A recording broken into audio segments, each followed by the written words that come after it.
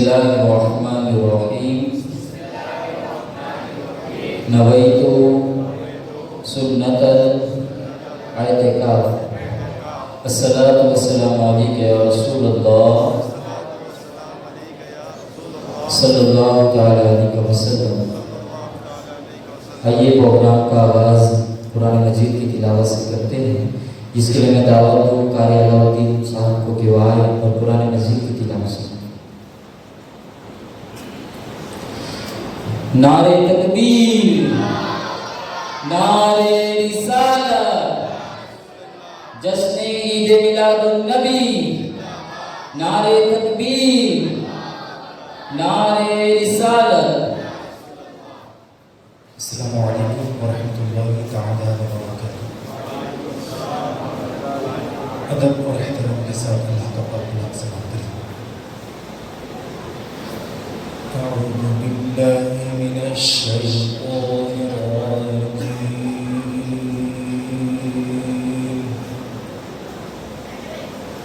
بسم اللہ الرحمن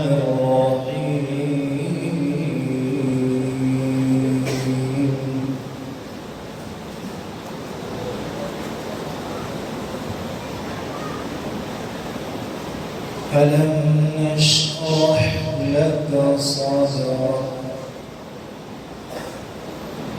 ووضعنا عنك وزرك الذي أنقض ظهرك ورفعنا لك ذكرك بسم الله الرحمن الرحيم ألم نشرح لك صدرك ووضعنا عنك وزرك الذي أنقض ظهرك ورفعنا لك ذكرك فإن مع العسر يسرا إن مع العسر يسرا فإذا فرغت فانصب وإلى ربك فارغب صدق الله العظيم۔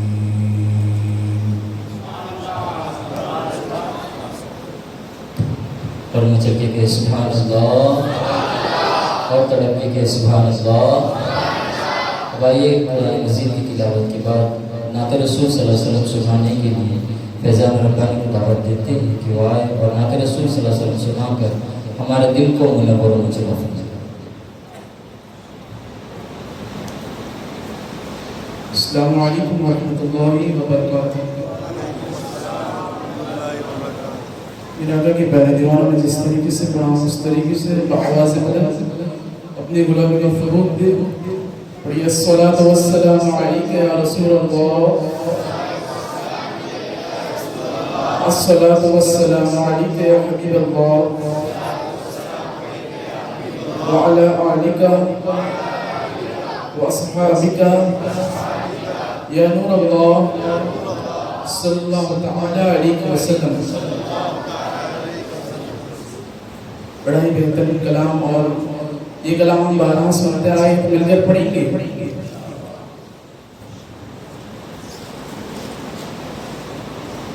صلی علیک یا رسول اللہ وسلم علیک یا حبیب اللہ۔ حضرت آدم نے فرمایا کہ آنے والا آئے گا. حضرت نوح نے فرمایا کہ آنے والا آئے گا. حضرت موسیٰ نے فرمایا کہ آنے والا آئے گا. حضرت عیسیٰ نے کہا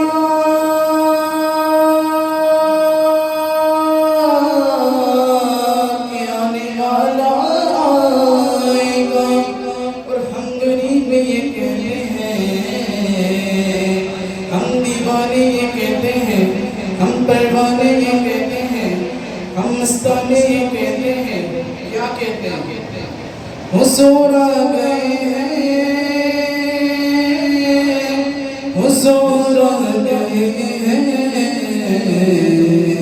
حضور آ گئے ہیں, حضور آ گئے ہیں, حضور آ گئے ہیں, مل کر حضور آ گئے ہیں, حضور آ گئے ہیں, حضور آ گئے ہیں, حضور آ گئے ہیں. سبحان اللہ. فلک کے نظاروں, زمین کی بہاروں, سبھی دل منا حضور آ گئے ہیں. فلک کے نظاروں, زمین کی بہاروں, سبھی دل منا حضور آ گئے ہیں, حضور آ گئے ہیں. اٹھو بے سہاروں,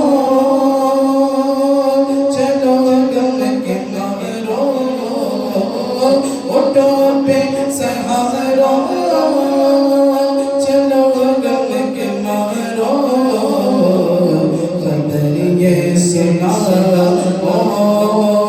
حضور آ گئے ہیں, حضور آ گئے ہیں, حضور آ گئے ہیں, حضور آ گئے ہیں. انوکھا نرالا وہ ذیشان آیا, وہ سارے رسولوں کا سلطان ہے. آیا آیا آیا انوکھا نرالا وہ ذیشان آیا, وہ سارے رسولوں کا سلطان ہے. آیا وہ سارے رسولوں کا سلطان آیا. ہرے کنج کلاو, ہرے کنج کلاو, ہرے بادشاہ نگاہیں جھکاؤ. حضور آ گئے ہیں, حضور آ گئے ہیں, حضور آ گئے ہیں, حضور آ گئے ہیں. اور جب حضور کی ولادت کی سبحان اللہ, اور جم کر اللہ تعالیٰ نے پورے عالم ارواح کو اس طرح سجایا اور اس طرح جگمگایا. شاعر فرماتے ہیں, ہوا چار سو رحمتوں کا بسیرا, اجالا اجالا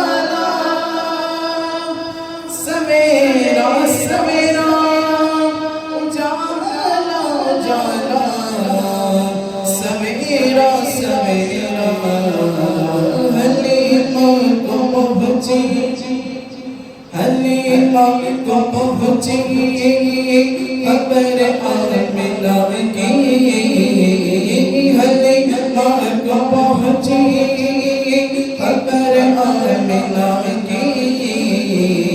میرے گھر میں آؤ حضور آ گئے ہیں حضور آ گئے ہیں حضور آ گئے ہیں حضور آ گئے ہیں حضور آ گئے ہیں۔ السلام علیکم۔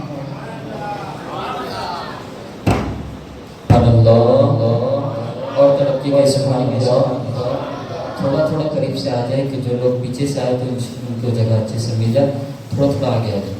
اب آئیے بلا کسی تاخیر حضرت کو دعوت دیتے ہیں کہ وہ آئے اور فرمان رسول صلی اللہ علیہ وسلم سنا کر ہمارے دل کو منور و مجلہ فرمائے۔ آئیے حضرت کا استقبال نعرہ تکبیر نعرہ رسالت سے کرتے ہیں۔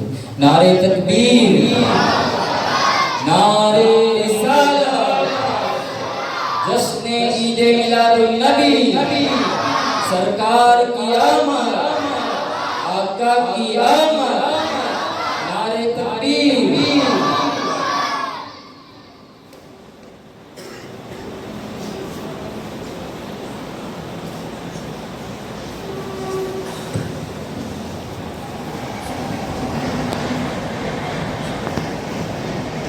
السلام علیکم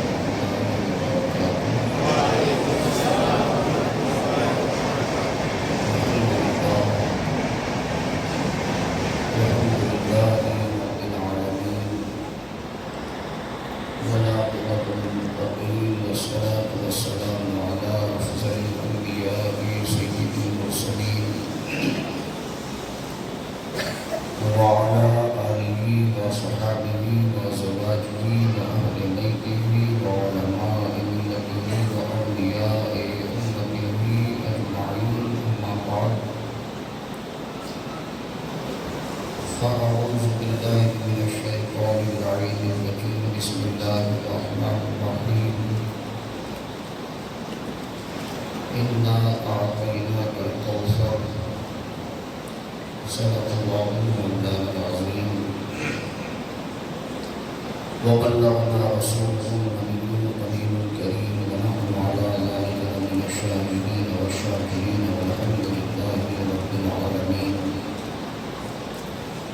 إن الله وملائكته يصلون على النبي يا أيها الذين آمنوا صلوا عليه وسلموا تسليما اللهم صل على سيدنا ومولانا محمد وعلى آله والكرم منبر العلم والحلم والحكم صلاة وسلام عليك يا سيدي يا رسول الله صلی اللہ تعالی علیہ وسلم۔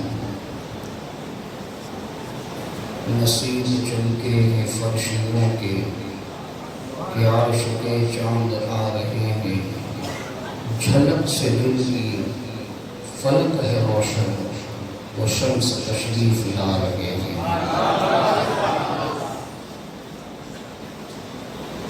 حکیم الامت مفتی احمد یار خان نعیمی علیہ رحمت و رضوان نے ربیع الاول شریف کے حوالے سے یہ اشعار کہے تھے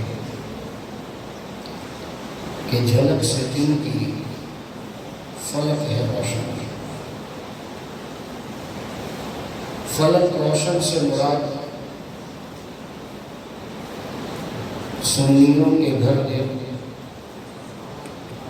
سنیوں کی مسجدیں دے، سنیوں کے محلے دے، اسی کی تصویر کشی کر کے فرماتے ہیں جھلک سے جن کی فلک ہے روشن، وہ شمس تشریف لا رہے ہیں۔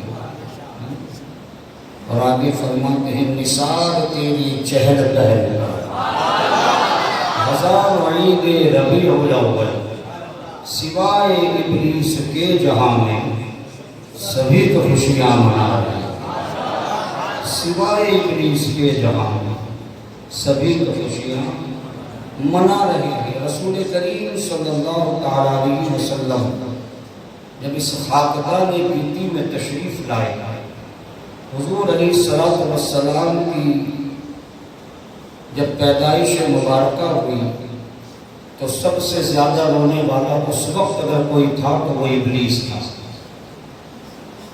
शैतान खूब रोया था। वो जानता था जाने कायनात तशरीफ लाने वाले वो नबी आखिर ज़मां आएंगे कि जिनकी महज 23 साल तबलीग से रसूल पाक की ज़ाहिरी ज़िंदगी 63 साल की और उसमें 63 साल के अंदर 23 साल की ज़िंदगी ऐलान नबूवत के बाद की। तबलीग ऐलान नबूवत के बाद शुरू हुई। उन 23 साल ज़िंदगी में वो इनकलाब अजीम आया कि शैतान भी जानता था, बात समझिएगा, शैतान को भी पता था कि जो नबी आखिरुज़्ज़मां सल्लल्लाहु अलैहि वसल्लम तशरीफ लाएंगे उनकी 23 साल तबलीग के अंदर वो इनकलाब अजीम आएगा कि रहती दुनिया तक मुसलमान बाअमल होते रहेंगे। इसलिए कि उसने अंबियाए साबिकीन को भी देखा, रसूल करीम अलैहिस्सलातु वस्सलाम की पैदाइश को भी देखा, लेकिन किसी की विलादत पर वो रोया नहीं। रोया तो रसूलुल्लाह की विलादत पे रोया। हजरत जिब्राइल ने जो इन पर मारा, हदीस पाक में आता है इब्लीस अदन में जाके गिरा था, मक्के में था। हजरत जिब्राइल की मार से कहाँ जाके गिरा? मुल्के अदन, जिसको आज हम यमन कहते हैं, वहां जाके गिरा। तो मुफ्ती अहमद यार खान नईमी साहब फरमाते हैं, निसार तेरी चहल पहल पर हजारों ईदें रबीउल अव्वल, सिवाय इब्लीस के जहां में सभी तो खुशियां। उस वक्त इब्लीस रोया था और आज जो रोए, इनका कहना यह है ना कि रसूलुल्लाह माज़अल्लाह मर गए हैं। ज़ाहिरी तौर पर तो नहीं है, तो वफात पा चुके हैं, तो ये तो मरने का गम करना चाहिए, पैदाइश की खुशी क्यों? ये एक इल्मी नुक्ता है और एक लंबी बहस है, लेकिन एक आम ज़बान में आपके सामने बहुत आसान बात करने का आदी हूँ। रसूल करीम फरमाते हैं कि जिसके सीने में कुरान होगा, जिसके सीने में कुरान होगा, यानी हाफिज़े कुरान होगा, कब्र की मिट्टी उसके बदन को नहीं खा सकती। जो इस उम्मत का शहीद है वो जिंदा है। समझ आई? दो मिसालें आपके सामने दी कि जो हाफिज़े कुरान है, कब्र की मिट्टी उसके बदन को नहीं खा सकती, और जो उम्मत का शहीद है उसको मौत आने के बाद भी जिंदा है। तो जिसके नाम पर मरा, जिसके दीन के लिए मरा, वो ज़ात रसूलुल्लाह की है। और जो कुरान सीने में लेके गया वो कुरान नाजिल हुआ रसूलुल्लाह पर है। तो अलग ये कि जिसकी उम्मत का हाफिज़े कुरान उसके बदन को कब्र की मिट्टी न खाए, उसके कफन को तार न करे, और जिसके नाम पर बंदा अपनी जान निछावर कर दे, कुरान उसको जिंदा कहता है। तो बताओ रसूल करीम की हयात का आलम क्या होगा कि आपकी उम्मत का हाफिज अगर उसका बदन कब्र में जिंदा मौजूद है, सही सलामत, आपकी उम्मत का शहीद अपनी कब्र में होते हुए जिंदा है, तो फिर रसूलुल्लाह की हयात का आलम क्या होगा? अल्लाह अकबर। मेरे ईमान कहते हैं तू जिंदा है अल्लाह, तू जिंदा है अल्लाह, मेरे चश्मे आलम से छुप जाने वाले। ये कहते हैं मरने का गम करो, हम कहते हैं जिसका मर गया है वो मातम करे। हम तो हयातुन नबी के कायल हैं। रसूल करीम सल्लल्लाहु अलैहि वसल्लम जब मेराज पर तशरीफ ले जा रहे थे, हजरत मूसा को देखा अपनी कब्र में नमाज पढ़ रहा। हदीस पाक में कि हजरत मूसा जब कब्र में नमाज पढ़ रहे हैं, रसूल करीम गुजरे, आपने उनको नमाज पढ़ते देखा। इस हदीस से भी पता चलता है अंबिया अपनी कब्रों में जिंदा है।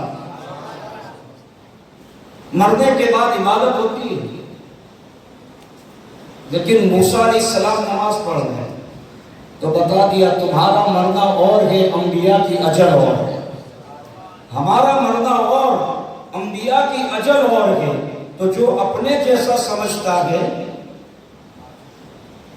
وہ مرا ہوا سمجھتا ہے، اور جو اللہ کا حبیب مانتا ہے، جو رسول کریم کو اللہ کے بعد سب سے ارفع و اعلیٰ سمجھتا ہے، جیسا کہ میرے امام نے فرمایا سب سے اولا وہ اعلیٰ ہمارا نبی، سب سے بالا و والا ہمارا نبی، اپنے مولا کا پیارا ہمارا نبی، دونوں عالم کا دولہا ہمارا نبی، جو یہ عقیدہ رکھتا ہے کہ رسول اللہ جیسا کوئی نہیں، حضور سب سے افضل و اعلیٰ ہے، وہی لوگ میلاد مناتے ہیں۔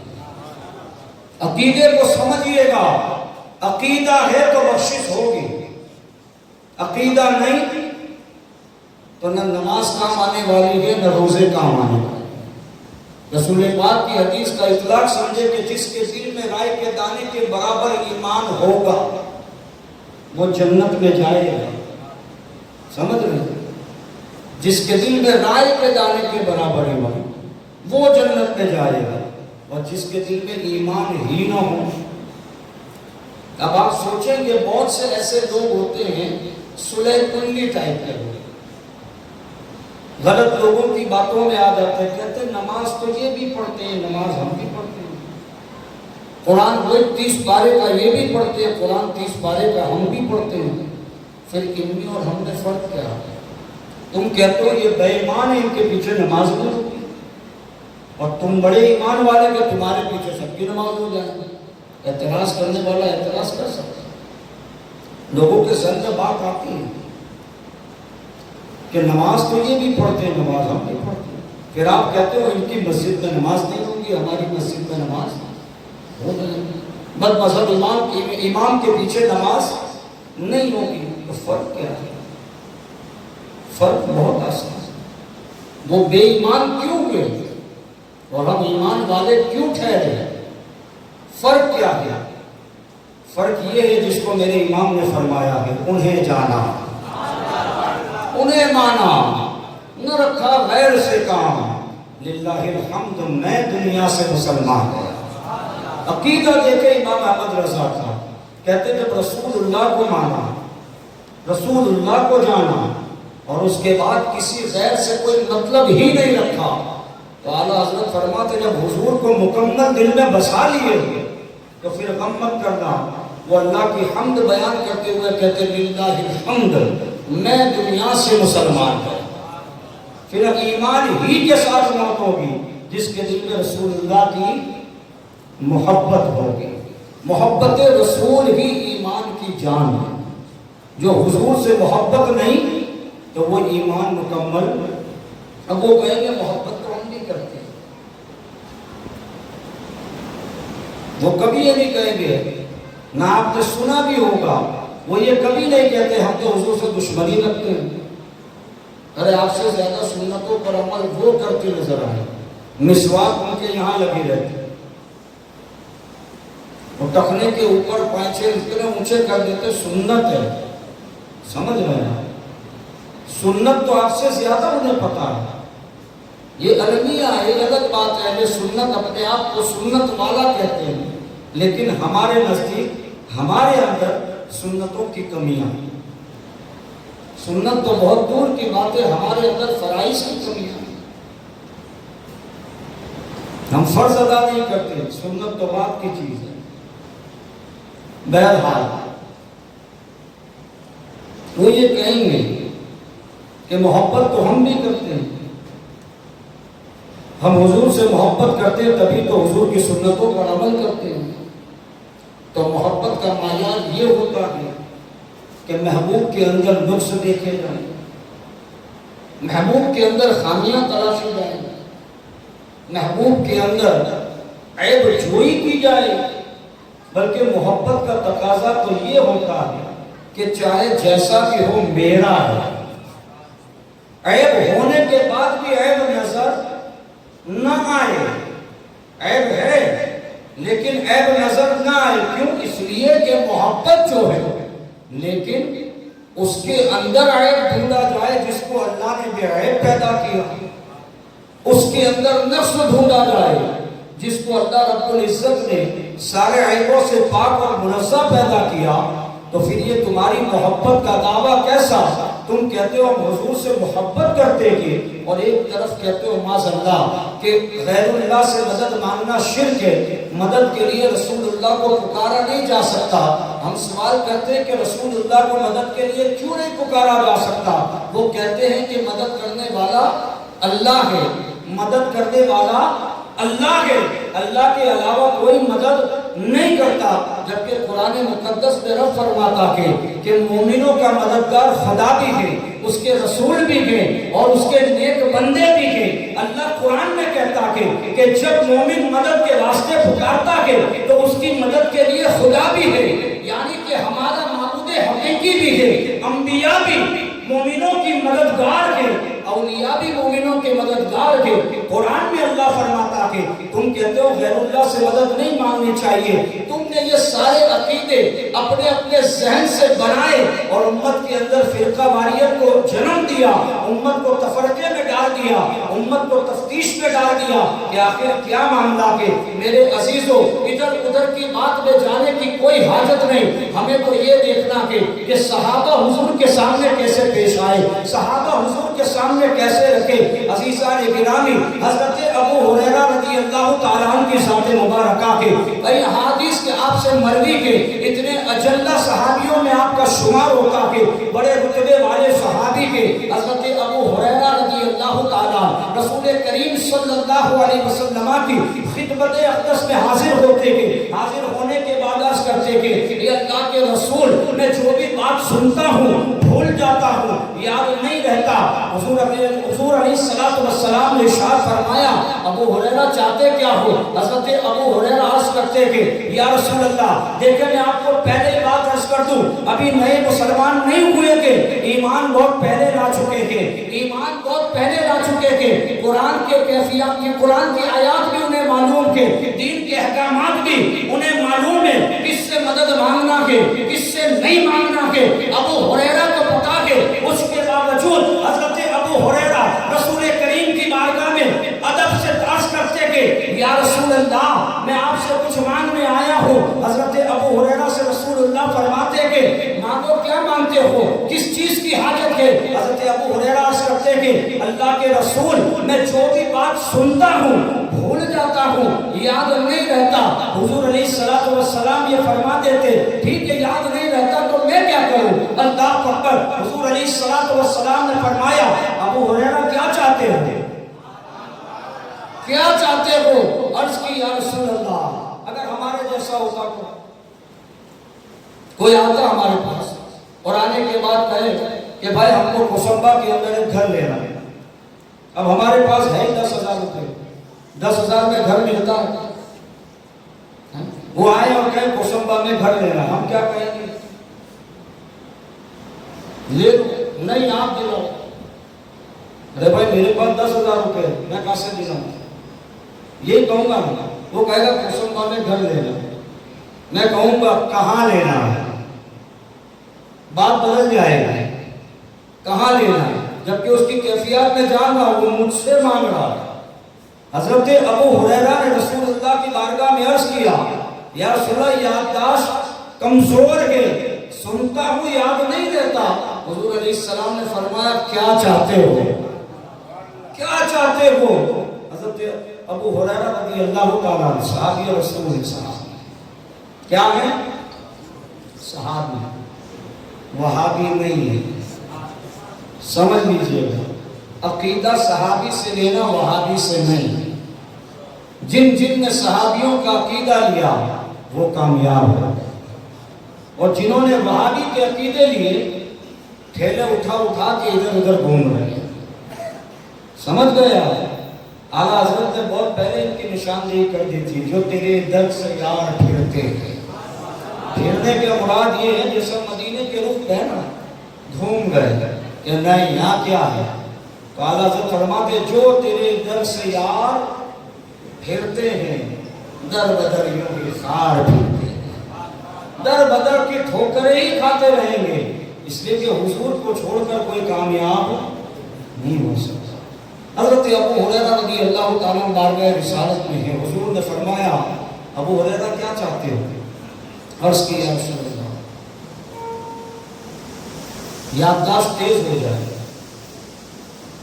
دانائی بڑھ جائے، میموری کا پاور سٹرونگ ہو جائے، جو سرور یاد رہ جائے۔ حضور فرماتے ہیں ابو ہریرہ تو بھی مسجد میں، میں بھی مسجد میں، مسجد نبوی میں تھے۔ یادداشت دینا یہ خدا کا کام ہے۔ آج سائنس نے اتنی ترقی کر لی، کسی بے وقوف میں وہ عقل کو ودیعت کر سکتے ہیں۔ جو پاگل اور مجنون ہوتے ہیں کیا ان کو وہ باہوش بنا سکتے ہیں؟ آج کہتے ہیں ہم چاند پہ پہنچ گئے، پہنچے ہوں گے، اس کا کوئی انکار نہیں۔ میں کہتا ہوں زمین کے معاملات ہی حل کر دو۔ اتنے بے وقوف ہیں دنیا میں، جو پاگل خانہ جس کو ہم کہتے ہیں، بیچارے ان کو کوئی ہوش ہی نہیں، ہم کہتے ہیں ان کو باہوش بنا دو۔ سائنس کر سکتی نہیں کر سکتی۔ عقل دینا یہ خدا کا ہے۔ رسول کریم نے یہ نہیں فرمایا ابو ہریرہ تو بھی اللہ کے گھر میں، میں بھی اللہ کے گھر میں، نماز پڑھ، اللہ سے دعا کر، اللہ میری یادداشت کو مضبوط کر دے۔ حضور نے یہ نہیں فرمایا۔ رسول کریم صلی اللہ تعالیٰ علیہ وسلم نے کہا ابو ہریرہ اپنی چادر کو بچھا دو۔ جس نبی کی میلاد کی محفل میں آئے ہیں اس نبی کو اللہ نے کیا اختیار دیا ہے سنیے۔ ہم کسی ایسے ویسے کی میلاد نہیں کر رہے ہیں، اس رسول کی میلاد کر رہے ہیں جن کے صدقے میں اللہ نے کائنات کو وجود بخشا۔ اور یاد رکھیے یہ محفل میلاد میں آنا رائے گا نہیں جائے گا، ہماری اخلاص شرط ہے۔ اگر ہمارے اندر خلوص ہوگا تو یاد رکھیے گا یہ چھوٹی چھوٹی محفلیں کل سے قیامت پہاڑ کی طرح نظر آئیں۔ جو آتے ہیں نا وہ خوش نصیب ہیں۔ یہ نہیں کہ میں آیا ہوں تو آنا ہے، روزانہ آنا ہے، کسی کو سننے نہیں، رسول اللہ کی محفل میں آنا۔ نیت یہ ہے اس لیے کہ جہاں رسول اللہ کا ذکر ہوتا ہے حضور خود تشریف لاتے ہیں۔ مسلمانوں کا عقیدہ اللہ کی رحمتیں وہاں برستی ہیں جہاں اللہ اس کے رسول کا ذکر ہوتا، جہاں کوئی تصنع نہیں، کوئی بناوٹ نہیں، قسم خدا کی وہاں پر اللہ کی رحمتیں برستی ہیں۔ حضرت ابو ہریرہ سے رسول اللہ نے فرمایا ابو ہریرہ اپنی چادر بچھاؤ۔ حضرت ابو ہریرہ نے چادر بچھا دی۔ جب چادر بچھا دی رسول اللہ نے 3 مرتبہ ایسے لب بھرے اور اس میں ڈال دیا۔ کیا بھرا کیا ڈالا کسی کو نظر نہیں۔ کہا ابو ہریرہ اس کو اٹھاؤ سینے سے لگا لو، لگا لیا۔ کیا تھا؟ حضرت ابو ہریرہ خود فرماتے ہیں میرا سینہ علم کا خزینہ بن گیا، میرا سینہ علم کا سمندر بن گیا۔ اس دل سے جو بات سنتا تھا کبھی بھولتا ہی نہیں تھا۔ یہ کیا تھا؟ محبوب کی بات کی جائے تو اس طرح کی جاتی ہے، فضائل اور مناقب بیان کیے جاتے ہیں۔ اللہ نے تو رسول اللہ کو بے عیب اور بے نقص پیدا کیا ہے، کوئی عیب حضور نے نہیں رکھا، لیکن اس کے باوجود اگر تمہیں نقص نظر آئے تو یہ تمہارے ایمان کی کمزوری ہے۔ جس کا ایمان کمزور ہوتا ہے اللہ رب العزت اس کی آنکھوں کی روشنی کو سلب کر لیتا ہے۔ اعلیٰ حضرت کا شعر ہے کہ نہیں؟ سورج الٹے پاؤں پلٹے، چاند اشارے سے ہو جا، اندھے نجدی دیکھ لے۔ کبھی غور کیا ہم نے شعر؟ اعلیٰ حضرت کیا کہتے ہیں؟ اندھے نجدی دیکھ لے۔ اندھا کبھی دیکھ سکتا ہے؟ اعلیٰ حضرت کہتے ہیں اندھے نجدی دیکھ لے۔ اندھا ہوگا تو دیکھے گا کیسے؟ دیکھ ہی نہیں سکتا۔ اعلیٰ حضرت فرماتے ہیں یہاں مراد سر کی آنکھیں نہیں، یہاں ایمان کی آنکھیں۔ یہ جتنے نجدی اور وہاں بھی گھوم رہے اندھے تھوڑی ہیں، آنکھوں سے اندھے تھوڑی ہیں، یہ ایمان سے اندھے ہو چکے ہیں۔ تو اعلیٰ حضرت یہی فرماتے ہیں اندھے نجدی دیکھ لے قدرت رسول اللہ. تو جس کو دعا کرے اللہ ایمان کی آنکھیں ہمیشہ روشن رکھے. ایمان ہے تو سب سلامت ہے. ایمان ہے تو رسول اللہ کی محبت دل میں ہے تو ایمان سلامت رہے گا. ایمان رہے گا تو ہی عمل اللہ کی بارگاہ میں قبول ہوگا.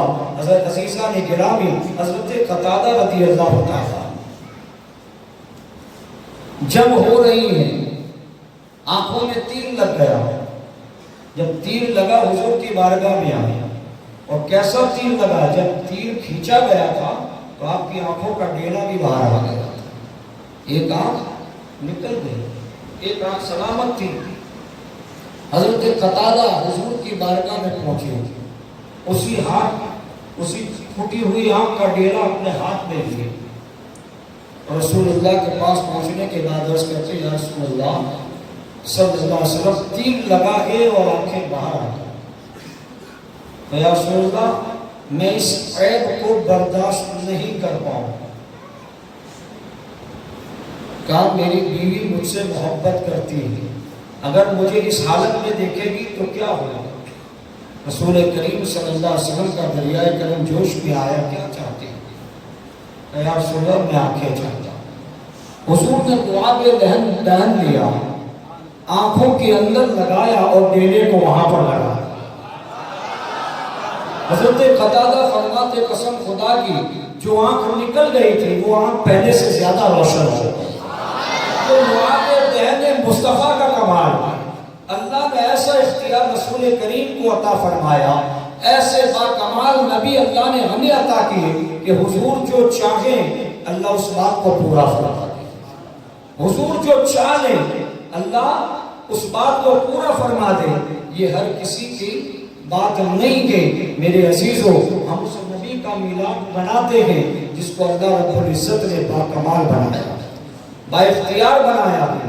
اتنے سارے اوصاف جمیلہ ہونے کے بعد, اوصاف حمیدہ ہونے کے بعد رسول کریم صلی اللہ تعالیٰ علیہ وسلم کے اخلاق کریمہ میں کیا تھا؟ حضور علیہ السلام کا خلق عظیم کیا تھا کہ حضور جو چاہیں وہ ہو جائیں. حضور جو چاہے اللہ اس چیز کو پورا فرما دے. یہ سب کچھ ہونے کے باوجود حضور علیہ السلام کے اخلاق عظیم اور آپ کا خلق کریم کیسا تھا.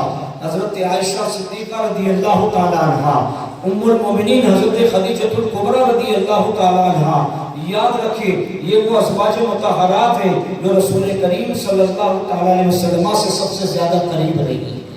حضرت خدیجہ الکبریٰ اور حضرت عائشہ صدیقہ یہ وہ مائیں ہیں ہماری جو رسول کریم صلی اللہ علیہ وسلم کی خلوت میں رہی گئی, جلوت میں رہی گئی. اور یاد رکھیں شوہر کے بارے میں بیوی سے زیادہ حقیقت کوئی بیان نہیں کر سکتی.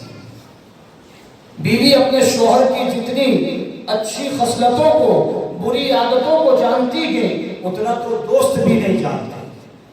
اس لیے کہ آدمی ہر جگہ پر محتاط رہے, لیکن گھر وہ جگہ ہوتی ہے جہاں آدمی بے احتیاطی کے ساتھ رہتا ہے, اور اس کے اندر بھی اپنے کمرے میں انسان زیادہ بے احتیاط ہے.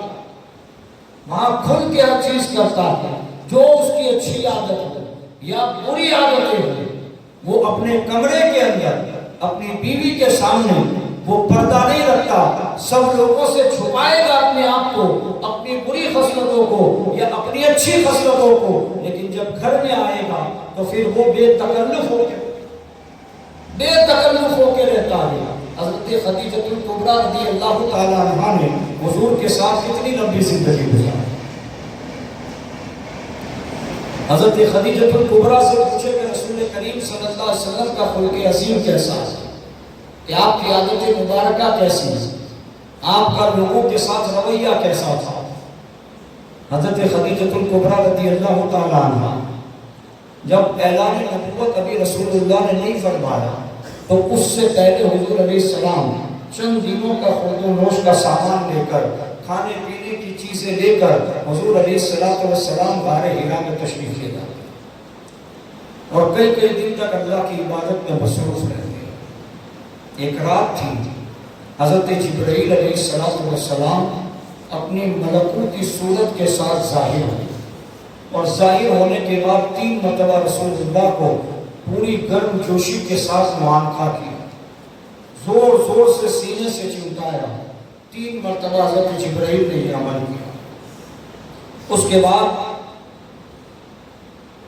قرآن کی آیتوں کا نزول ہوا، سورہ اقرا بسم ربک الذی خلق، یہ آیت کریمہ نازل ہوئی، جبرائیل علیہ السلام تشریف لے گئے، حضور علیہ السلام فوراً ہی غار حرا سے جلدی اترنے لگے اور جلدی اپنے کاشان نبوت میں تشریف لائے۔ حضرت خدیجہ الکبریٰ رضی اللہ تعالیٰ عنہ بیان فرماتی ہیں کہ حضور جب گھر میں تشریف لائے تو حضور نے فرمایا اے خدیجہ مجھے کمبلی اوڑھاؤ۔ سخت سردی کے دنوں میں رسول اللہ کو پسینہ آیا اور آپ کا قلب اطہر جسم کے اندر لرز رہا۔ حضرت خدیجہ فرماتی ہے حضور کا قلب مبارک قرآن کی آیت کی ہیبت کی وجہ سے لرز رہا تھا۔ وہ قرآن جس کے بارے میں اللہ فرماتا ہے اگر ہم اسے پہاڑ پر اتارتے پہاڑ ریزہ ہو جاتا، لیکن دل مصطفیٰ کا کیا کہنا، رسول اللہ کے قلب اطہر کا کیا کہنا، قرآن کی جلالت کو اپنے سینے میں سمائے جا رہے ہیں۔ حضور علیہ السلام کا سینہ اطہر کے اندر آپ کا قلب مبارک لرز رہا تھا۔ حضرت خدیجہ سے کہا مجھے کملی اوڑھاؤ، آپ نے کملی اوڑھائی اور خوب پسینہ آ رہا تھا۔ جب حضور علیہ السلام کو جب افاقہ ہوا کچھ دیر کے بعد میں نے عرض کیا یا رسول اللہ کیا ہو گیا؟ حضرت خدیجہ الکبریٰ سے حضور فرماتے ہیں اے خدیجہ میں حرا میں تھا، غار میں تھا، جبرائیل آئے اپنی پوری ملکوتی طاقت کے ساتھ مجھے 3 مرتبہ زور سے اپنے سینے سے چمٹایا، قرآن مقدس کی آیت کا نزول ہوا، میرے سینے میں میرا دل لرز رہا تھا۔ اے خدیجہ مجھے اندیشہ ہو رہا ہے، مجھے ڈر لگ رہا ہے کہ ان قریب میں ہلاک ہو جاؤں گا۔ اے خدیجہ مجھے لگ رہا ہے کہ میرا وقت ہونے والا ہے۔ حضرت خدیجہ نے جیسے یہ بات سنی ہلاک ہو جاؤں گا، اس سے مراد یہ کہ ان قریب مجھے موت آ جائے گی، یہ خدشہ تھا۔ وحی الہی کا نزول، اللہ اکبر، حضرت جبرائیل کی ملکوتی طاقت سے رسول اللہ کو سینے سے لگانا اور جو ہے وحی الہی کا بار، قرآن مقدس کی جلالت کا عالم۔ اللہ قرآن میں فرماتا کہ اگر قرآن کی آیتیں ہم پہاڑ پر نازل کرتے پہاڑ ریزہ ہو جاتا۔ یہاں 3 باتیں جمع ہو رہی ہیں، جبرائیل اپنی ملکوتی طاقت کے ساتھ رسول اللہ کو سینے سے چمٹا رہے گے اور 3 مرتبہ حضرت جبرائیل چمٹانے کے بعد جو ہے رسول اللہ کے اوپر وحی الہی کا گرا بار قدر وزن ڈالا جاتا ہے۔ حضور فرماتے کہ مجھ پر جب وحی نازل ہوتی تھی اس کی کئی اقسام ہوتی تھی، کئی قسمیں ہوتی تھی۔ کبھی ایسا ہوتا تھا کہ آواز دینے والا آواز دیتا، جبرائیل میرے پاس آ جاتے۔ کبھی ایسا ہوتا جب وحی آنے والی ہوتی مجھے پہلے سے پتہ لگ جاتا۔ صحابہ نے عرض کی یا رسول اللہ ان وحی کے آنے کی صورتوں میں سب سے بھاری صورت کون سی تھی جس میں آپ کو دقت ہوتی، دشواری ہوتی، آپ کو جو ہے بہت بارے گرا گزرتا؟ حضور علیہ السلام فرماتے کہ وحی کی ایک صورت ایسی تھی کہ جب وحی آتی اور گھنٹی کی آواز بجتی، رسول اللہ فرماتے جیسے ہی گھنٹی کی آواز بجنا شروع ہوتی میرا دل سینے کے اندر کانپنے لگتا، وہی غار حرا کا معاملہ ہونے لگتا۔ یہ سب سے بھاری صورت ہوتی میرے لیے جب مجھ پر اللہ کا پیغام آتا تھا۔ آپ سوچیں جب سے بھاری صورت گھنٹی کی شکل کی تھی، حضور فرماتے کہ قرآن کی آیت کی ابتدا جب ہوئی، قرآن کا نزول جب شروع ہوا، جبرائیل نے 3 مرتبہ سینے سے چمٹایا اور جو ہے وحی الہی کا وزن مجھ پہ آیا اور گھنٹی کی شکل کے اندر وہ قرآن کی آیتیں، وحی کی آواز میرے دل میں جانے لگی اور میں بہت گھبرا گیا، میرے دل کے اندر وسوسات آنے لگے۔ حضرت خدیجہ الکبریٰ سے حضور فرماتے کہ اے خدیجہ مجھے اندیشہ ہو رہا ہے کہ ان قریب میں قریب موت کے دامن میں چلا جاؤں گا. اگر بندے کا دل گھبرائے تو یہ ہوگا ہارٹ اٹیک آ جائے گا, ہارٹ فیل ہو جائے گا, بندہ مر سکتا. کہ حضور علیہ السلام نے اپنی کیفیات ام المؤمنین کے سامنے رکھی. حضرت خدیجہ نے جیسے ہی سنا کہ رسول اللہ نے فرمایا ان قریب میں ہلاک ہو جاؤں گا, مجھے ایسا اندیشہ کہ ام المؤمنین حضرت خدیجہ الکبریٰ کے وہ تاریخ ساز سننے جو رسول اللہ کے اخلاق کریمانہ کی گواہی دیتی کہ ام المؤمنین فرماتی کہ یا رسول اللہ قسم خدا کی, دیکھیے پہلے اللہ کی قسم اٹھاتی کہ اللہ کبھی بھی آپ کو ذلیل و رسوا نہیں ہونے دے گا. کیوں؟ اس لیے کہ اللہ کے رسول اے میرے سر کے تاج, آپ کا خلق عظیم ایسا ہے کہ آپ رشتہ داروں کے ساتھ سب سے اچھا برتاؤ کرتے تھے, پڑوسیوں کے ساتھ سب سے اچھا برتاؤ کرتے تھے. اے میرے سر کے تاج, آپ کمزوروں کا بوجھ اپنی گردنوں پر اٹھاتے تھے, آپ بیواؤں کی مدد فرماتے تھے, یتیموں کے سر کے اوپر دشت شفقت رکھتے تھے, اپنی بیوی کے ساتھ اچھے معاملات کرتے تھے, اپنے بچوں کا خیال کرتے تھے. آپ کا خلق عظیم پوری دنیا میں آپ کے جیسا اخلاق کسی کا نہ ہوگا. انشاءاللہ اللہ آپ کو کبھی بھی ذلیل و رسوا نہیں کروائے گا. یہ حضور کے اخلاق کے بارے میں کون گواہی دے رہا ہے؟ آپ کی زوجہ محترمہ جو گھر کے اندر کے حالات کو اچھی طریقے سے جانتی تھی, حضور کے اخلاق کریمانہ کو جانتی تھی. تیرے خلق کو حق نے عظیم کہا, تیری خلق کو حق نے جمیل کیا, تیری خلق کو حق نے جمیل کیا. کوئی تجھ سا ہوا ہے نہ ہوگا شہا, کوئی تجھ سا ہوا ہے نہ ہوگا شہا. میرے عزیز و رسول اللہ کی ذات ایسی ہے, کوئی تجھ سا ہوا ہے نہ ہوگا شہا. حضور جیسا کوئی نہیں ہو سکتا. حضرت انس بن مالک رضی اللہ تعالیٰ یہ وہ صحابی ہیں کہ فرماتے ہیں میں وہ خوش نصیب ہوں کہ جس کو رسول اللہ کی خدمت میں 10 سال رہنے کا موقع ملا. 10 سال حضور کی خدمت, کوئی معمولی بات ہے, 10 سال حضور کی خدمت میں. حضرت انس بن مالک فرماتے ہیں 10 سال کے اندر میں حضور کے ساتھ سفر میں بھی رہا, حضر میں بھی رہا, مجمع میں بھی رہا, حضور کے ساتھ گھر کی تنہائی میں بھی رہا. میں نے کبھی بھی رسول اللہ کی زبان سے میرے متعلق اف تک نہیں سنا. آدمی اپنے اولاد میں بھی گرم ہو جاتا ہے, پانی لے کے آؤ, ذرا سی دیر کر دی, کسی کام میں لگ گیا, باپ چلاتا ہے کہ نہیں چلاتا, کب سے تجھے بولا تھا پانی لے کے نہیں آیا. حضرت انس بن مالک فرماتے ہیں کئی مرتبہ ایسا ہوا کہ حضور نے کسی چیز کا مجھے حکم دیا اور میں کام کی وجہ سے بھول گیا, یاد نہ رہا. جب اپنے کام سے فارغ ہوا تو یاد آیا کہ حضور نے مجھے اس چیز کا حکم دیا تھا, یہ چیز لانے کے لیے کہا تھا. میں جلدی جلدی اسے لیتا, حضور کے پاس پہنچتا جبکہ بہت دیر ہو چکی ہوتی, یقیناً بہت دیر ہو چکی ہوتی. میں یہ سوچتا تھا کہ رسول اللہ ناراض ہوں گے, رسول اللہ ناراض ہوں گے. میں نے حکم کی تعمیل میں دیر کر دی. جب میں پہنچتا حضور کے پاس, حضور کو مسکراتا پاتا. انس بن مالک فرماتے میں خادم تھا, کبھی حضور نے اف نہ کیا, کبھی حضور نے غصہ نہیں کیا.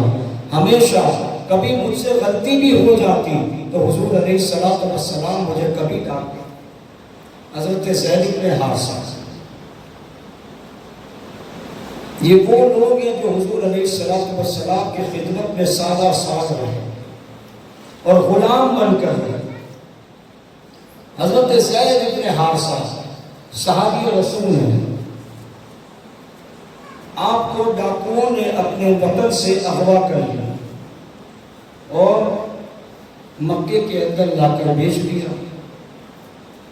ایک شخص نے انہیں خرید لیا اور حضرت خدیجۃ الکبریٰ کو دے دیا. جب حضرت خدیجۃ الکبریٰ کا نکاح حضور علیہ السلام کے ساتھ ہوا, 8 سال کی عمر تھی حضرت زید کی جب حضور کا نکاح ہوا. حضور علیہ السلام سے نکاح کرنے کے بعد حضرت خدیجۃ الکبریٰ زید بن حارثہ کو اپنے ساتھ لے آئیں اور لانے کے بعد حضور علیہ السلام کو ہبہ کر دیا کہ یا رسول اللہ یہ آپ کی خدمت کریں گے۔ حضرت زید بن حارثہ حضور کی خدمت میں رہنے لگے، دن گزرتے گئے، وقت گزرتے گئے، حضرت زید بھی بڑے ہو گئے۔ حاجیوں کے قافلے جو مکہ آتے تھے تو ان کے آبائی وطن سے جو لوگ آئے تھے انہوں نے حضرت زید کو دیکھ لیا۔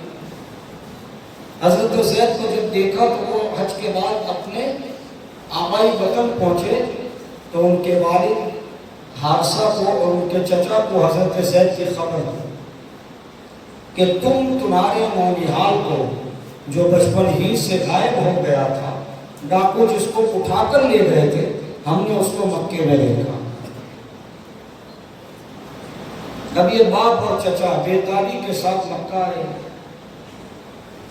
جب وہ آئے تو حضرت زید ابن حارثہ کا پتہ پوچھا کہ وہ کہاں رہتے ہیں، تو کہا وہ محمد عربی صلی اللہ علیہ وسلم کے غلام ہیں، ان کا گھر وہاں پہ۔ دونوں باپ اور چچا وہاں پہنچے۔ جب وہاں پہنچے تو رسول کریم صلی اللہ علیہ وسلم جلوہ افروز تھے۔ حضرت زید کام کے لیے کہیں باہر گئے تھے، یہ دونوں حضور کے سامنے بیٹھ گئے اور بیٹھنے کے بعد عرض کی کہ ہم نے سنا ہے ہمارا بیٹا آپ کی غلامی میں ہے۔ حضور نے فرمایا کیا نام ہے؟ کہا زید۔ کہا ہم اسے لینے آئے، آپ جو قیمت کو ہم اس کو دینے تیار ہیں، آپ قیمت لیجئے، ہمارے بیٹے کو ہمیں دیجیے۔ حضور علیہ السلام نے فرمایا مجھے قیمت کی حاجت نہیں، اگر زید تمہارے ساتھ آنے پر راضی ہیں تو میں اس کی خوشی سے اجازت دیتا ہوں۔ یہ خوش ہو گئے تو چلو قیمت نہیں دے گی، بس ہمارا بچہ آ جائے، انہوں نے تو اجازت دے دی۔ حضرت زید حضور کی بارگاہ میں اب جب آئے تو گھر میں داخل ہوئے تو دیکھا کہ میرے والد بھی بیٹھے ہیں، میرا چاچا بھی بیٹھا۔ ایک نظر کی اور آگے بڑھ گئے، سامان رکھا، حضور علیہ السلام کی خدمت میں آگے کھڑے ہوئے۔ حضور نے ارشاد فرمایا زید تمہارے والد اور تمہارے چچا آئے ہیں، یہ تمہیں لے جانے آئے ہیں، اگر تمہاری خوشی ہو تو میری اجازت ہے تم ان کے ساتھ جا سکتے۔ حضرت زید سے جیسے حضور نے یہ فرمایا تو ان کے والد جو تھے انہوں نے کہا حضرت زید سے کہ بیٹا بہت عرصہ ہوا تمہیں دیکھے ہوئے، آج تمہیں دیکھا تو ہمیں بڑا سکون ملا۔ تمہاری ماں تمہارے غم میں تڑپ تڑپ کر رہ گئی، تمہارے بھائی بہن تمہارے غم میں تڑپتے رہے۔ آج جب اتنے سالوں کے بعد ہمیں پتہ لگا، بہت ڈھونڈا تمہیں، کہاں کہاں تلاش نہیں کیا، ساری گردات بیان کی حضرت زید کے سامنے اور منتیں کرنے لگے کہ بیٹا تمہارے نبی نے اجازت دے دی ہے، اگر تم چاہو تو ہم تمہیں لے جائیں، تمہاری ماں تمہارے انتظار میں ہے، تمہارے بھائی بہن تمہارے انتظار میں ہے، چلو اب گھر چلتے ہیں۔ حضرت زید کبھی اپنے والد کو دیکھتے ہیں، کبھی رسول اللہ کے چہرے انور کو دیکھتے ہیں، گویا وہ یہ کہتے ہیں تیرے قدموں میں جو ہے غیر کی ٹھوکر پہ نہ ڈال، چھڑکیاں کھائے کہاں چھوڑ کے صدقہ تیرا۔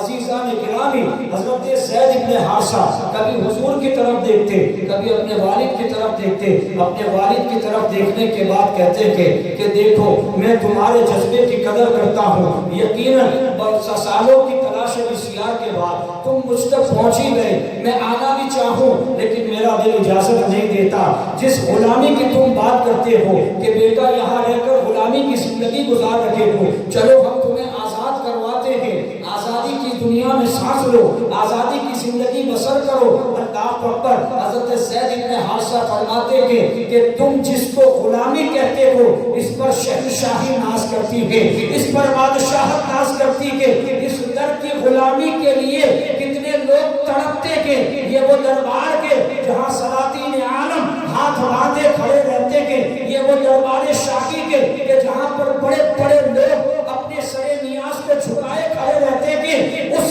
در کا غلام زید کے ارے اس غلامی میں تو بادشاہت چھپی ہوئی کہ تم کہتے ہو کہ اس غلامی میں کیا کہ بیٹا یہ غلامی سے آزاد ہو جا ہم تجھے اپنے چلتے کہ ارے یہاں کی غلامی کے لیے تو لوگ ترستے کہ میں اس گھر کی غلامی کو چھوڑ نہیں سکتا میں آپ کی جدائی برداشت کر سکتا ہوں گھر کی جدائی برداشت کر سکتا ہوں ماں کی جدائی برداشت کر سکتا ہوں رسول اللہ کی جدائی برداشت نہیں کر سکتا اس لیے کہ ایک دن بھی ایسا نہیں جاتا کہ میں حضور کو نہ دیکھوں میرے دل کو قرار نہیں آتا جیسے حضور کو دیکھتا ہوں میرے بے قرار دل کو قرار آ جاتا کہ بے اطمینان دل کو اطمینان آ جاتا کہ تم کیا سمجھتے ہو تم ایمان لاؤ گے تو پتا چلے گا کہ کیا کہ پھر زید بھی یہی کہیں گے سرور کہوں کہ مالک کو مولا کہوں تجھے باغ خلیل کا گل زیدہ کہوں تجھے ارے تیرے تو وصف عیب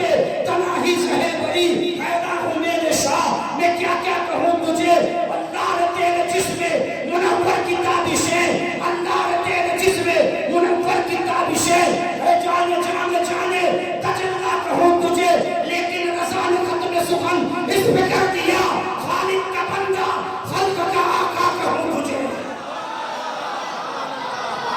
تم کیا سمجھتے ہو ارے یہ وہ دربار گئے کہ جہاں بڑے بڑے سلاطین عالم اپنے بڑے بڑے تاج جھکا دیتے کہ اور سلاطین عالم کا حال کیا ارے رسول پاک کی بارگاہ تو یہ کہ تیری رسول پاک کا دربار تو وہ کہ جس کو اعلیٰ حضرت فرماتے ہیں جیسے ان کا خدا ایک ہے ویسے ہی ان کا سب کا تمہارا ہمارا نبی اور کہتے ہیں انبیاء سے کرو عرض ہے مالکو حضور کی دربار سلاطین کیا مقابلہ کریں گے اعلیٰ حضرت فرماتے ہیں انبیاء سے کروں عرض ہے مالکو کیا نبی ہے تمہارا ہمارا نبی سوالیہ نشان لگا ہے کیا نبی ہے تمہارا یعنی انبیاء سے عرض کروں اعلیٰ حضرت فرماتے ہیں میں انبیاء سے پوچھوں ان سے عرض کروں ادب کے ساتھ کیا نبی ہے تمہارا ہمارا نبی یعنی جو ہمارا نبی ہے وہ تمہارا نبی ہے تو اعلیٰ حضرت آگے جواب دیتے ملک کونین میں انبیاء تاجدار ملک کونین میں انبیاء تاجدار اور تاجداروں کا آقا ہمارا نبی اور تاجداروں کا آقا ہمارا نبی زید بن حارثہ کہتے ہیں کہ اس غلامی کی بات کرتے ہو یہ وہ غلامی ہے جو شہنشاہی عطا کرتی ہے میں تمہیں چھوڑ سکتا ہوں رسول اللہ کا دربار نہیں چھوڑ سکتا جب حضور نے یہ جذبہ دیکھا دیکھیے یہ ہماری تعلیم کے لیے صحابہ کی زندگی ہمارے عقیدے کے لیے کافی ہے حضرت ابو ہریرہ نے مانگا نا حضور نے دیا ہم مانگیں گے نہیں دیں گے ارے مانگے جائیں گے وہ مانگے پائیں گے سرکار میں اللہ ہے نہ حاجت اگر کی ہے اعلیٰ حضرت نے تو بھر بھر کے عقیدے دے دیے میرے کریم سے اگر قطرہ کسی نے مانگا دریا بہا دیے گئے ڈوبے بہا دیے گئے یہ صحابہ کا عقیدہ حضور سے مانگا کہ نہیں مانگا عقل مانگی امپوسیبل چیز مانگی ہمارے لیے امپوسیبل ہے حضور کے لیے کچھ نہیں حضور کے لیے سب پوسیبل ہے حضور نے عقل بھی دی آنکھ نکلی ہوئی کوئی واپس ڈال سکتا اگر ڈال بھی دی تو بینائی کی گارنٹی ہو سکتی ہے حضور نے دی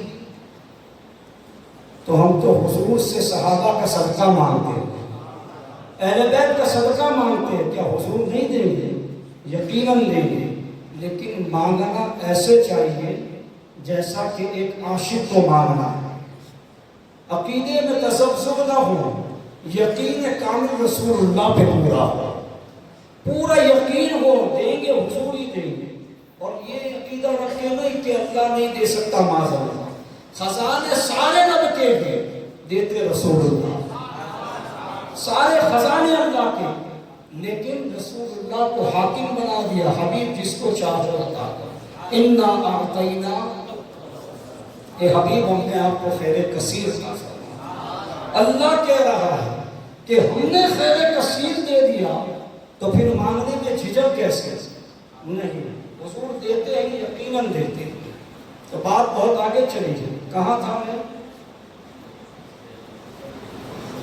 حضرت زید بن حارثہ حضور کے پاس رکے۔ جب یہ جذبہ حضور نے دیکھا، حضور تو خاموشی سے سب دیکھ رہے تھے، دیکھا کہ وفا میں پورا اتر گئے۔ یہ عشق کی منزلیں ہوتی ہیں، کبھی آزمائے جاتے ہیں۔ کتنے سال حضور کی غلامی میں رہے، آزمائے گئے اور آزمائش اتنی بڑی آ گئی کہ والد بھی سامنے، چاچا بھی سامنے، کہتے ہیں ماں انتظار کر رہی ہے، چل بیٹا چل، گھر سے بچھڑے سالوں ہو گئے۔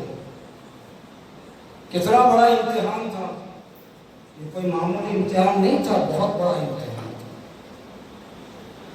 حضرت زید جب اس امتحان میں کامیاب ہوئے تو دربار رسالت سے کیا کیا؟ حضور ہاتھ پکڑ کر حتیم میں لے کر آئے، خانہ کعبہ میں لے کر آئے، حتیم میں حضور لے کر آئے، اور آنے کے بعد لوگوں سے حضور مخاطب ہو کے فرمانے لگے، زید آج تک میرا غلام تھا، آج میں اس کو آزاد کرتا ہوں، آج سے میرا بیٹا ہے۔ کیا فرمایا حضور نے؟ زید میرا بیٹا ہے، حضور جس کو بیٹا کیا۔ پھر ہمیشہ کے لیے لوگ حضرت زید کو زید بن حارثہ میں زید بن محمد کہنے لگے۔ پھر قرآن کی آیت نازل ہوئی کہ پالک بچے کو اس کے حقیقی باپ کی طرف نسبت کی جائے۔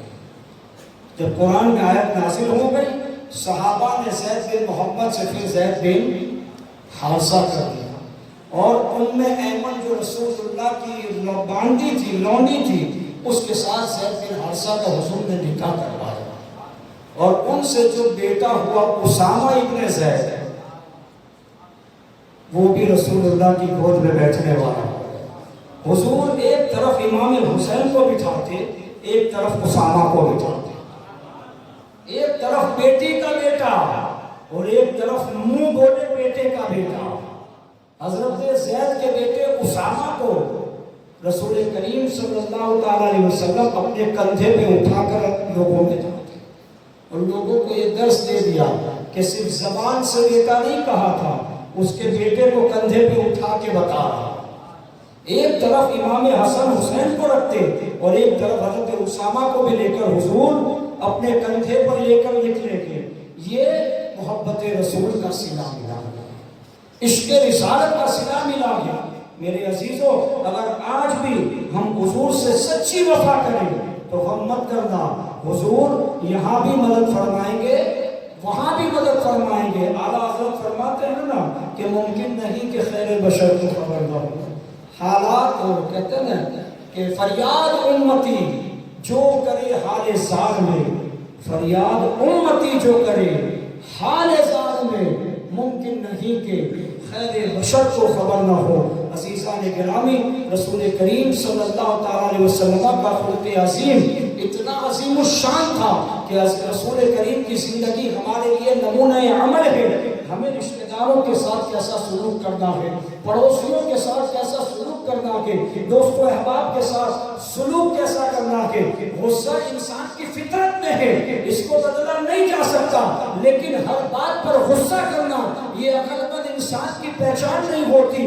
غصے کو پی جانے والا انسان کامیاب ہوتا کہ غصے میں لینے والے فیصلے ہمیشہ انسان کو بربادی کی طرف لے کر جاتے کہ آج ہمیں غصہ آ جاتا کہ ہم فوراً دوستیاں ختم کر دیتے کہ رشتہ داریاں ختم کر دیتے کہ لوگوں کو برا بھلا کہنا شروع کر دیتے کہ میرے عزیزوں یہ باتیں کیوں کہ اس لیے کہ ہم نے رسول کریم کی سیرت کو صحیح سے نہیں پڑھا، حضور کی سیرت کو ہم نے صحیح سے نہیں سمجھا۔ حضور علیہ الصلوۃ والسلام کو لوگوں نے مجنون کہا، پاگل کہا، لیکن رسول کریم نے ان کے لیے کبھی بھی بری بات نہیں کی۔ لیکن اللہ رب العزت کا جلال آ گیا اور کہا حبیب تو اللہ کے فضل سے مجنون نہیں، بلکہ رب تبارک و تعالیٰ کے فضل سے اللہ رب العزت نے تجھے خلق عظیم عطا فرمایا ہے۔ تیرا اخلاق خلق عظیم اللہ نے تجھے عطا کیا، خلق عظیم پر ہم نے تجھے رکھا کہ عزیزان گرامی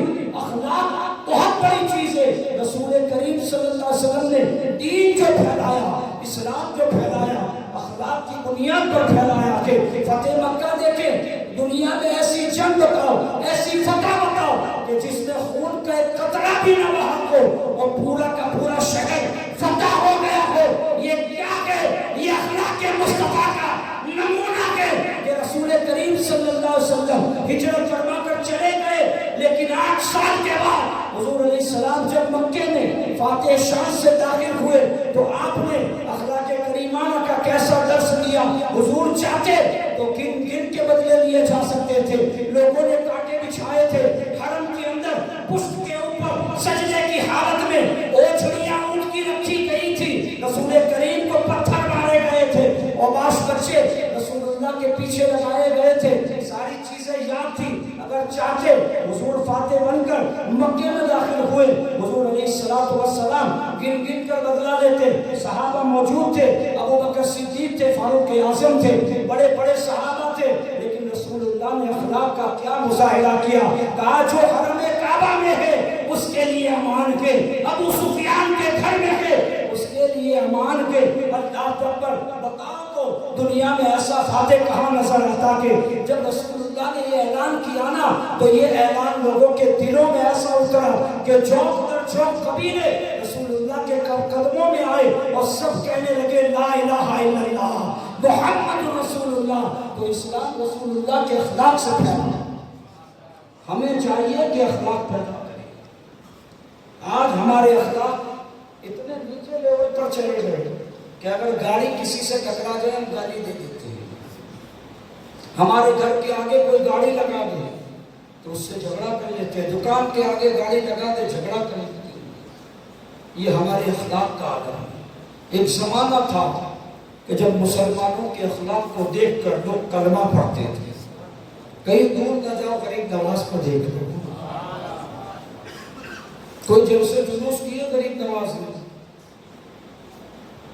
بس چل کے بتا کر کون جا رہا ہے کہ مسلمانوں کا نبی کی بات کرتا ہو یہ نبی کی اولاد سے اس کا غلام جا رہا ہے. کہ جو غلام کا یہ عالم ہے ان کے آقا کا عالم کیا ہے.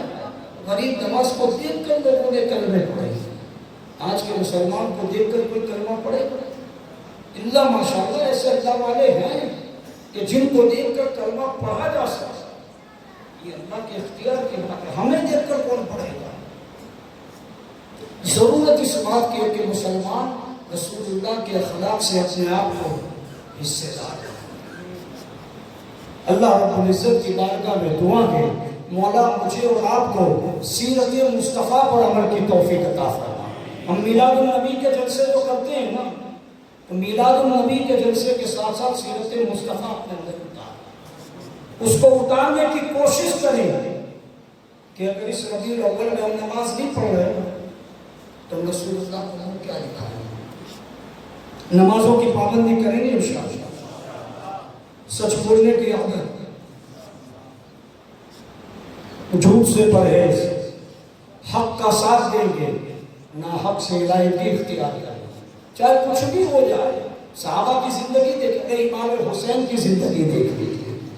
حق کے لیے جان دے دی, ہاتھ نہیں دیا, اور ہم ناحق کے لیے سب کچھ دے دیتے ہیں. اللہ ہمیں عمل کی توفیق عطا فرما. کہنے سننے میں غلطی ہوئی ہو اللہ پاک اپنے حبیب کے صدقے میں معاف فرمائے. استغفر اللہ وما علینا الا البلاغ. السلام علیکم ورحمۃ اللہ.